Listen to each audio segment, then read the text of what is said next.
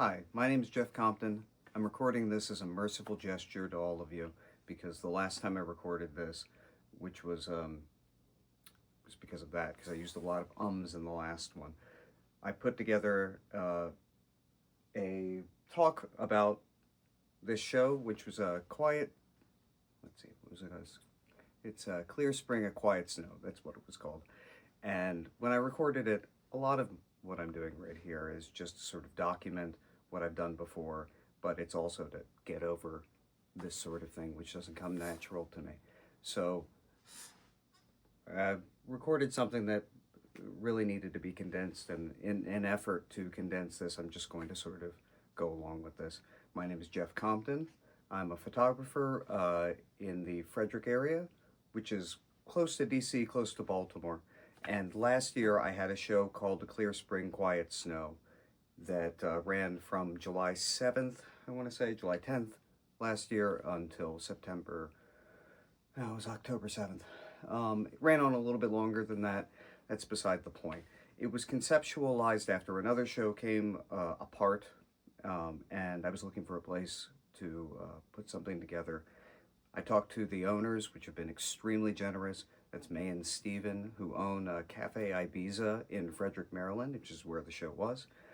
And so I approached May and Steven about this. Another friend had mentioned to me that you should think about maybe putting something together in this cafe. I'd been going to this cafe for about 2 years or so, and I just love the atmosphere. It's not a hustle-bustle kind of metropolitan style coffee shop where you've got everybody moving and everyone's working and you've got all of this. It's like a low,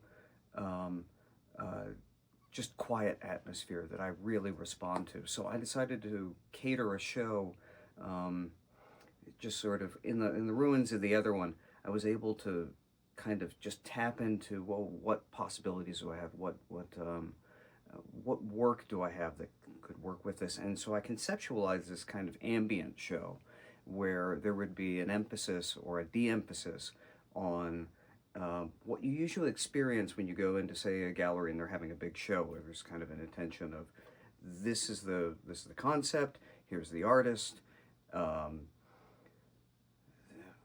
this is how you're supposed to be paying attention to something. And I kind of wanted to invert that and turn everything down to this quiet, low frequency. And so everything about it was conceptualized about it being something almost like just almost in the same way that you might, if you're walking down a street and it's a pretty day, you might catch the light on something, or you might catch a flower or a bird singing or something like that. I wanted it to feel like that. So everything that sort of would jump into your face, I turned down. What was nice about it is when I talked to May and Steven about it, didn't have an art up on their walls except for what they had sort of purchased as decorative stuff. And when I brought it to their attention to maybe have something, because this would have been my first show, and this would have been the first time that they were showing anything like this, they were much more interested in it being more like a gallery, and it feeling like it had a flow and a consistency to it. So, of course, that worked for me as an artist. And so I took this concept and I went, okay, what works for me in this cafe? What works with my work? And anonymity was a big sort of umbrella for the whole thing. The design of the framing and the placement, and even the what are they called? You know, the little information cards that would be underneath a picture. Everything was, which didn't work really well for sales, were made in such a way that everything kind of had the image at the center of it, but it would ripple out quietly and just be something that sort of hummed in the background. I think that's more or less good enough to let the rest of the talk for itself, and hopefully that's palatable. And thank you, and I'll cut to the previous. There might be some redundancy, but I'm going to cut to the previous video. So the works that I ended up picking, I've got one of them here, and what I'll end up doing, I think, is I'll stop the recording in a moment, and I'm going to reposition the camera so you can see the images. But before I come up to the images themselves, and I'll go through select ones and why I pick them. Um, when I was talking about as far as the framing and everything like that goes, um, the works itself, a lot of photos, and you'll notice this potentially with the subsequent images. Um, traditionally when you see photographs framed, you've got the border around it, and then we're signed here, and it's numbered in the corner or whatever. And there's a lot of draw on this is um, a limited edition um, image signed by the artist that you're supposed to be paying attention to. And like I said, that anonymity to me meant that that had to disappear. And so every single one of the images, at least in the first season, the second season, some of the borders disappeared, but in the first season at least, they had this sort of implied that this is where your border would be, but everything is borderless.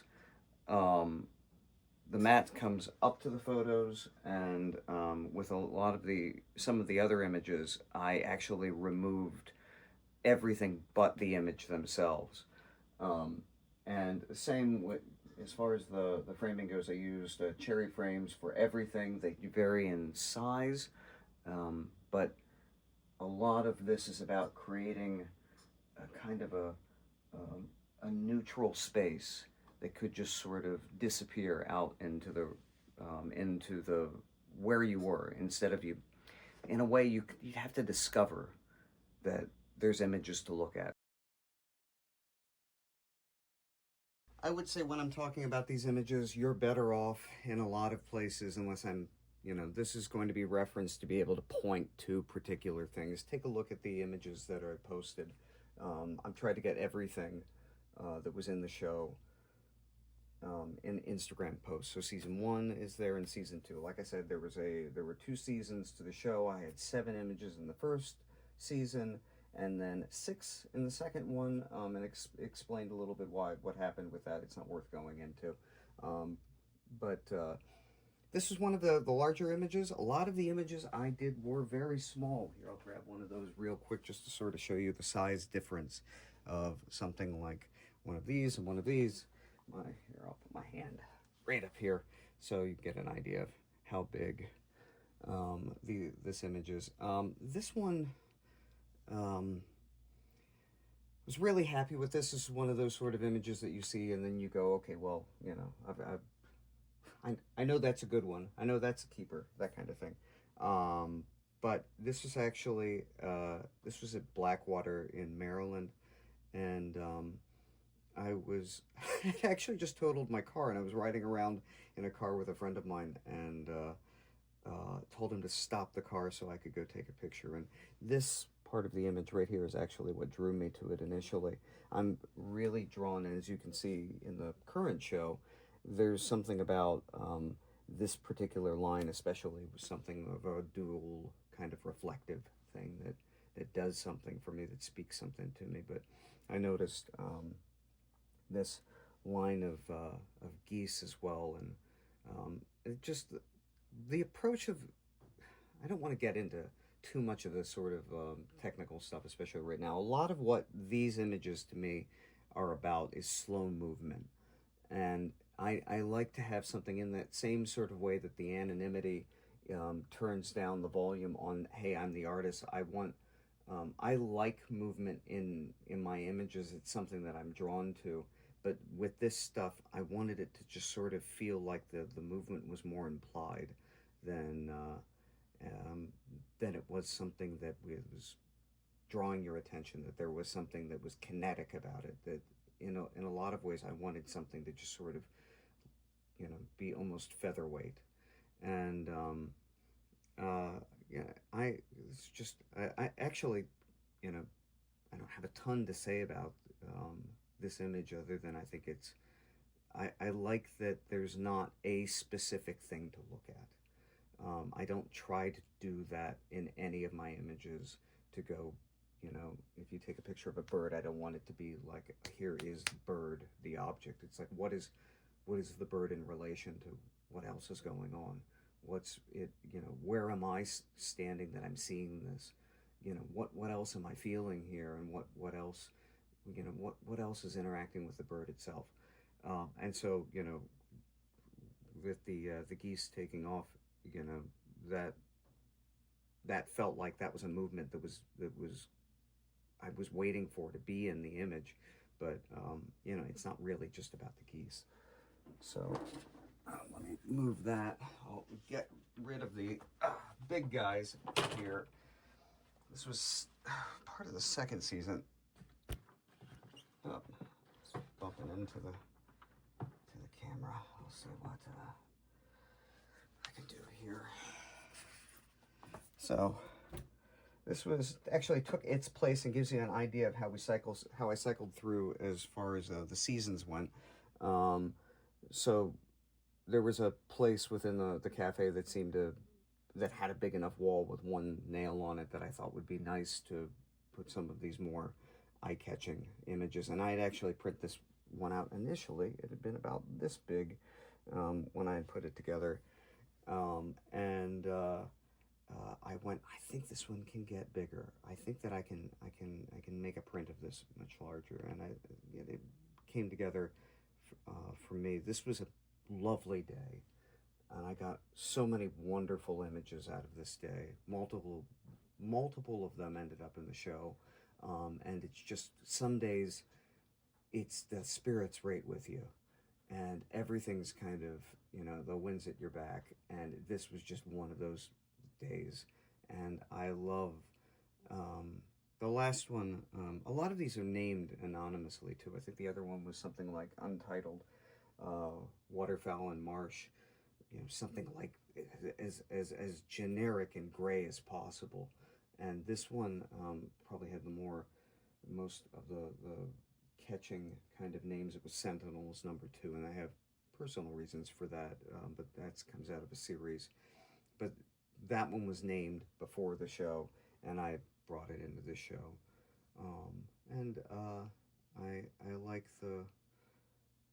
I like that there's no head-on with the what you typically see with a bald eagle. They're both bald eagles. The one on the bottom is a juvenile.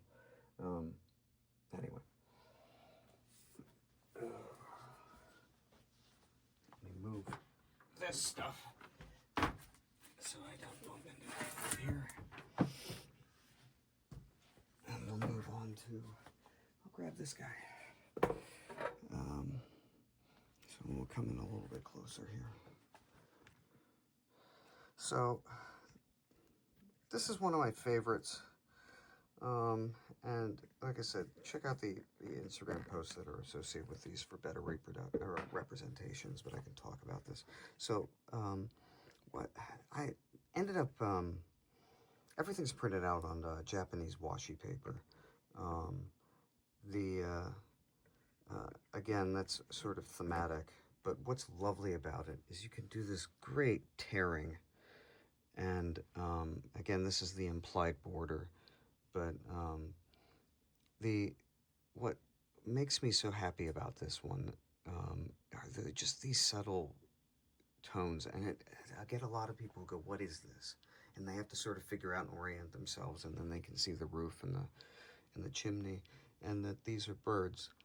But again, it's all about this sort of, it's just such a flatness to it. You just end up with kind of this dusting of light and dark. And I enhance that a bit by printing it out on paper with a natural pulp. So some of that sort of variation could come through. And so you've got those birds which kind of are almost like pulp and then themselves, and they kind of compete with the snow of the fiber of the paper. I think that's another wonderful thing about using Japanese washi paper, is it's not the most accurate I wanted to bring stuff that felt authentic, but I didn't want it to feel like it was verbatim. This is what, you know, what the image looks like, you know, before it's printed. For it to be on something, it sort of has to become a little bit of an object in and of itself. And I wanted the fiber of the paper to be there. And when you tear washi paper, that all those kind of fiber lines come out and they become kind of electric, in their own way. And I love that, and I love that there's such a quiet hum to this whole thing. It's a lot of these images, like I said, were more. There's a photographer that I'll talk about that uses a lot of this, but he's a painter initially, and a lot of these are, like I said, they're more influenced by compositions of painters and those Japanese sort of watercolors and wood block prints. And so everything being kind of condensed into this sort of flat space where the lights and the darks interact with each other, and just for me, it's incredibly exciting, and um, um, it's one of those things I could just kind of look at, and for a long time. So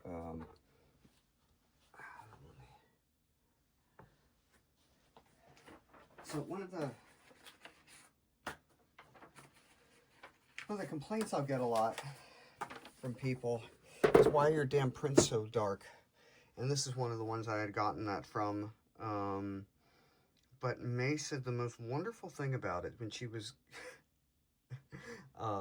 Steven says a lot of really good stuff about my stuff too. Unfortunately, one of the images that did sell was one of his favorites. So he wasn't able to end up with that. And I don't have that one on me.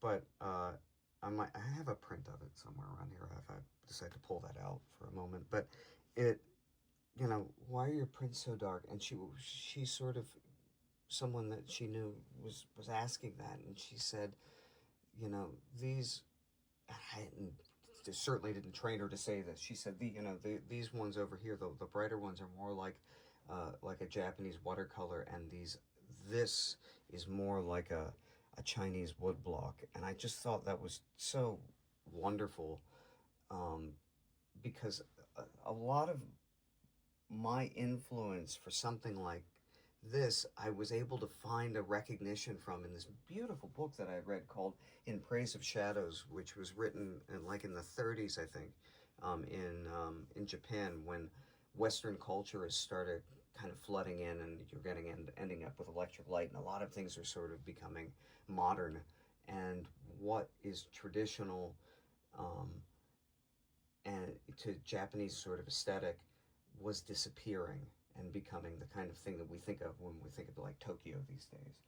And I remember him talking about gold flake and stuff on and lacquerware, and how different it looks, and it's almost perverse in the way it looks under electric light, but in shadows there's like an aliveness to it.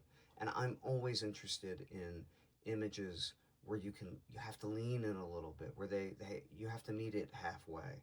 And so these darker images are definitely within that wheelhouse, that you have to come to them a little bit. And my favorite one, which looks like garbage in this light, and it's the reason, so I'll grab it real quick, it's from the second season. Hopefully it doesn't fall. Pull this back a little bit.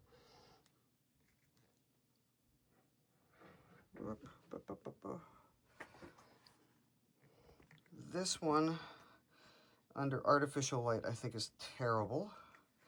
But I think in natural light, it's one of my favorite images that I've done. And this print took forever to get right. And I imported different papers and everything just to make sure that it would work in the way that I wanted it to. And I kind of sat with it after it had been framed, and I laid out all of the second season stuff in my living room and let it be there for a weekend. And I loved watching the light change in the room over this image. So the morning light, in the way that the sun was coming up, and then the way that it sort of drifted throughout the day, it felt different to me. And but again, another one of those images that I've got where the response of why are your prints so damn dark? You can't please everybody. This one was only in the show for, gosh, maybe 2 weeks. I sold what was ended up being Steven's favorite to put this one in here, and so swapped it out, and then when I got around to season 2, everything, oops, sorry boys and girls, everything got swapped out, so it went into hiding.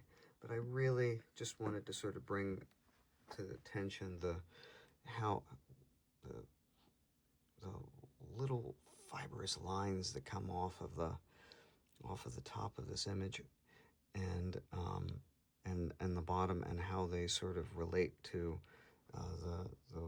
the way that the texture in the leaves are.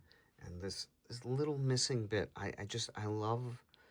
One of my favorite image that didn't make it in, one of my favorite images, period, but it didn't make it in because it just didn't fit. It's over at Artist Gallery right now. It has this chunk that's pulled out of it because of this tearing process. And to me, it's like it's the definitive. I don't know how many more I'm going to make, because it feels like everything else is pales compared to what happened in that. I might have to address it completely differently. Some of this stuff, like I said, when you turn these things into kind of objects, they just kind of breathe their own life. And really, my whole thought with any of this stuff is, when I'm creating an image and I'm seeing something, there's something that's talking to me. And as far as I'm concerned, it's my responsibility to listen to that thing, and then the process of getting it from where the capture actually happens through the process of making an exposure and getting it to a print is just a kind of a midwifing process. I'm not controlling and creating every little bit along the lines. In a lot of ways, I'm just merely respecting its birth. And so sometimes it's weird to talk about this kind of stuff in small details. It's more like what I've found that I've fallen in love with than what I'm kind of creating with it. And that's why, again, the technique stuff bores me so damn much.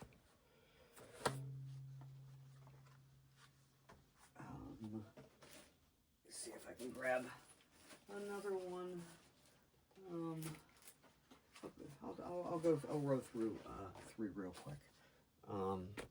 I love this. This was one of the ones where I decided no border needed to exist anymore on the image. This was as minimal as it could get, and I ended up using this for my business card. I actually made different images of this, and maybe I'll go through that a little bit when I talk about technique. But I tried to,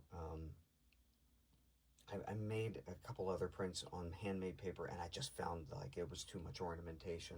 They're beautiful, but for this show, again, like I said, I wanted to dial all the volume down to just this hushed undercurrent, and it made me think of one of my favorite bands, Low. When they first started off, everyone was playing so loud in the early 90s, and if people talked over them, what they do is they turn their volume down, so people would have to get quieter, not that the band would get louder. And so it's a similar sort of, I wanted everything to be almost like, if it's too loud in this space, you're just not going to hear the photos.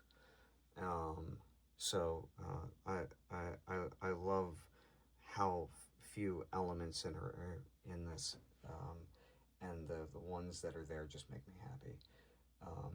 This was called Enzo, which is related to the spiritual sort of continuum symbol from Eastern spiritual, religious, practice and thought. And that's, I like that there's, even in sort of like when you're doing Japanese Sunai painting, and one of those, that's an image that, creating that circle is, I think, one of the practices with that. And it's like, each time it's never going to be perfect. It's the practice of working through that rhythm. And I wanted that rhythm to be something that could be felt in what any of these images. And when I got it as few pieces as possible, few elements as possible, that was probably the happiest in those moments.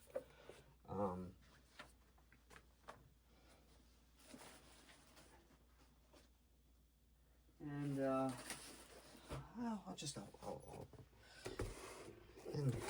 oh, hey there, boys and girls. Jeez Louise. I'll hold this up. What fell over? Nothing to... Oh, got some prints on the floor. We're going to just hold this up for a second. This is the last image, the newest image in the set, and I had some terrible name for it that I decided not to give, but this one was actually the most ornate of the framing devices. It's like a shadow box. The framer and I kind of saw it as almost like one of those bridal bouquets, and so we kind of treated it that way. So I'm going to move on to some of the technique and some of the inspiration. So the last time I shot this became the rant section of the talk, and so I'm going to try to keep that one to a minimum. Part of it came out of what is inevitably going to be the question that's asked for any photographer, which is, are you shooting this on film? And it can provoke different sort of feelings. Some of those sort of things can be that it's obnoxious that a photographer is being asked this, but a musician is not being asked if they're recording to analog tape. But I also understand it, because the thing about these are shot digitally. I shoot on film when it makes sense to do so. And I actually have some reason to be doing so soon. There's when it has a purpose. I started on film way back, and but I probably got my traction in the digital age. I definitely got my traction in the digital age personally as an artist. And I think there's good things about how I started off shooting with film. You are more considerate about your choices. And I think that's huge, because just like that midwifing process that I was talking about, authenticity and making sure that the integrity of the work follows through from the when you being able to see it, and then being able to react to it and create and bring it to an authentic place. I think my daughter's showing up right now. So if there's a cut in this, it's because I'm going to check on her. I'm going to go check on her. Okay. Returned and all as well. The real issue with any of this sort of stuff is that, I mean, most of the photographers these days are shooting digitally, but they learned how to see something and make choices. And a lot of these, if you go out there and you shoot 1,000 images and one of them's good, what's actually sort of, what of you is being reproduced in what you're doing every day? And I think that there's a lot and I'll go into it in another video. There's no reason to use up the rest of the time here talking about it. But there's a lot of things that I've come to love about the digital process, where I used to feel either insecure about it, or I felt like it was lesser than. And I truly don't believe that anymore. Though I think that film has its own thing too. And I think that some of some of when I reapproach some of the kind of the techniques that I've used here, I probably will do so on film, because I like working in the dark room, and I like working with light in a three-dimensional way. And anybody who's worked in there kind of understands that what you can do in post-processing in Photoshop, though I try to keep that as limited as possible too. Like I said, everything has a kind of integrity to it, so I want to make sure that I'm not making any extraneous actions and just nitpicky to kind of create the kind of the tear that happens unexpectedly. I don't want to buff out all of that beautiful wabi-sabi kind of energy that can happen when something unexpected happens. And I think that can happen in an analog way more readily, but it certainly can happen in the creation of it, of an image digitally. But yeah, the post-processing is sometimes a little bit more frustrating digitally than working in a dark room and having space to actually kind of move around with light. So that's its own thing, but anyway, that's its own thing, and I'll address it in another time. Part of the other reason of shooting it or processing and having all this sort of digitally is that I wanted to work with washi paper, and I didn't want to have to work out something with where I create an emulsion on different sort of papers. And it just, for this show and the scope of it, it made more sense for me to figure out the relationship between the images and paper. And there was beautiful, beautiful paper that I had been exposed to by this company,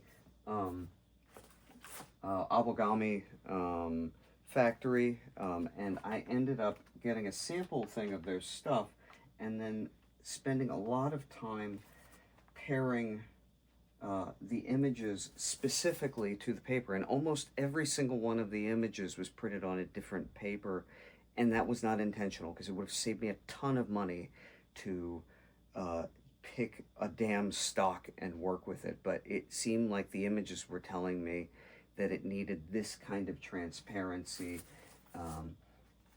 or this kind of texture, or if it was going to be torn, it should feel this kind of way. And that required what you see behind me here to happen. And there was actually more paper than this, and all of these are different kinds of washi paper that I had to have imported in order to produce the prints that I did. And then I also got this little object here, and this is specifically a blade for tearing washi paper, because it tears beautifully if you do it right. And that took some practice too, and I still fought with my prints a bit. Had all of these as limited prints, but even the kind of the limited amount of numbers that I've sort of said that I would mess with, they might even be less than what I say, because there's a place where, like I said, where the integrity starts to fall apart, and I never want it to feel like it's just the sort of a factory reproduction when I'm actually working with the images that I consider to be the objects that I'm signing off on. And they're all signed. And they're all signed and numbered and so forth and so on. And there's a couple images, and I wonder here, I'll kind of bring this up a little bit closer.